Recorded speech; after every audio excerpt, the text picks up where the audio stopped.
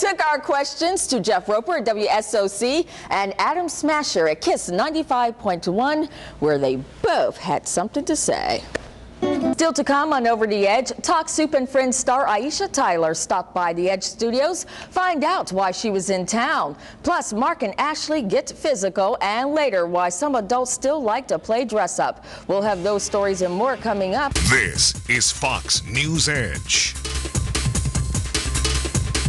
Okay, Bruce wants me to give him love before we start the show. Give you love. That's just a good luck broadcasting thing. Now that I've got my mic on, I can give you all the love in the world. Really? This hand? That hand. Excellent. That hand. Excellent. Okay. Much love. This is Good Love Friday. Good evening and welcome to Fox News Edge. I am Tamiko Gibson. And I'm the lovely Bruce Snyder. And it's nice working with you. You and I haven't worked together in quite a while. I know. They try to keep us apart, but we are back. Why? Because of the love. The love. You know, it's definitely because of the love. There's one thing I don't love so much, though. You know what that is? No. Cell phones. How's that for a segue? I love my cell phone. They are everywhere, and they're used everywhere, and we're talking about the lovely cell phones. Now, whether you love them or hate them, there seems to be no escaping them. They are the focus of tonight's top topic. Many cities have already put a ban on handheld cell phone use while driving a car. But what about public places? Just months ago, New York City passed a law restricting the use of cell phones in places of public performance. That includes theaters, libraries, museums, galleries, movie theaters, and concert halls, except, now get this, in the case of an emergency. The first such law in the nation imposes a $50 fine for violations. Now, right here in the Queen City, the Mecklenburg County Libraries have a ban on cell phones. At first, it was just the Uptown branch. Now it's all of the branches. People entering will be asked to turn the phones off or get out. Now, some business owners have on their own established their places of business as no cell zones. For instance, day spas, hair salons, even some restaurants. We took our big question over to the co-owner of Red Rocks Restaurant. He tells The Edge he does not have a no cell rule in his restaurant. In fact, you can see these customers chatting away.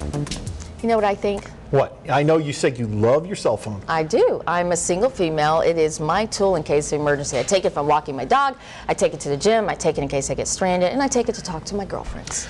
But I will say this, I hate it to hear a cell phone ringing en masse. I hate it when you're in the theater and people are answering their cell phones. That's rude. That's why they have a vibrate function, people think. You know, I don't... Well, we wanted to know what some of Charlotte's professional athletes thought of the case, so we talked with a few Panther players. Check it out. Tamiko and the big guy got to get out of here. Hey, Roper, are you here tomorrow? No. Okay, well, Bruce and I will be here tomorrow. Yeah, well, except it's an early day tomorrow because we're going down to Panthers camp, which means 7:30 in the morning. I'm coming in at 2, so I'll see you. I'll be here. You want to switch? Not at all. Are you sure? No, you can have the I think they'd much rather see you than me. No, they want you. Bye-bye.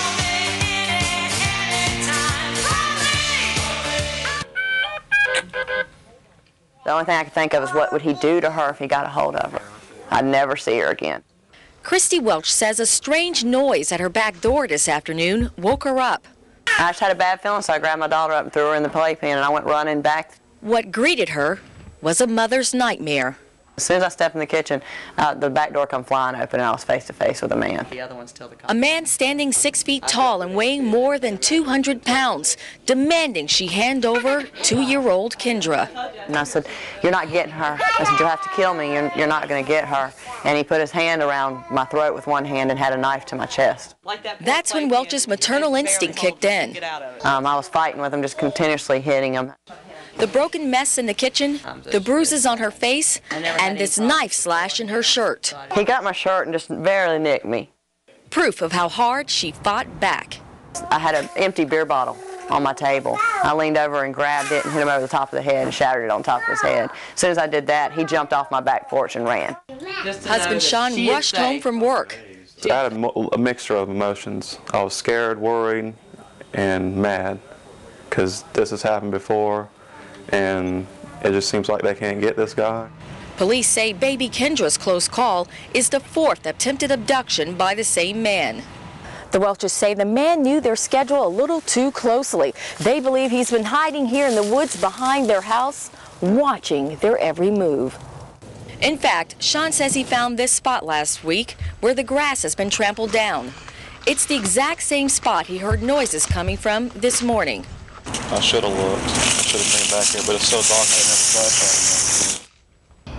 And I think we can all understand the Welch's frustration. In fact, they say they no longer feel safe in their home. And until they can find a new place to live, they've packed up their baby Kendra and sent her to her grandparents. Meanwhile, here at the Marion Deal Recreation Center, police have beefed up foot patrols. They say the same man tried to kidnap 2 children playing on this slide just last week. They're now urging all parents not to leave your child unattended if they're coming to this park. They say they will be on the lookout and they hope to catch him in the days to come. Reporting live at the Marion Deal Recreation Center, I'm Tamiko Gibson, Fox News at 10. Right now, Tamiko. That's right. Roads are definitely going to be a concern for some, especially early morning commuters. Now, I am standing at the base of not Grandfather Mountain, but Slag Mountain at one of 3 stockyards here. What is slag? Well, it's brown, it's gritty, it's dirty, but follow me. We're going to give you a quick crash course. When you go over here to what is known as the salt bin, you take 2 parts of slag, 2 parts, you mix it with 1 part salt, you toss it into the back of a dispenser truck there, and you've got slag. Now at 7 a.m., the crews who left at 7 p.m. to go home and take a short rest will be back on the scene to reassess the trouble spots. Trouble spots such as the Brookshire Freeway and Matheson Bridge that continually freeze over. They'll apply even more slag to help you with your morning commute.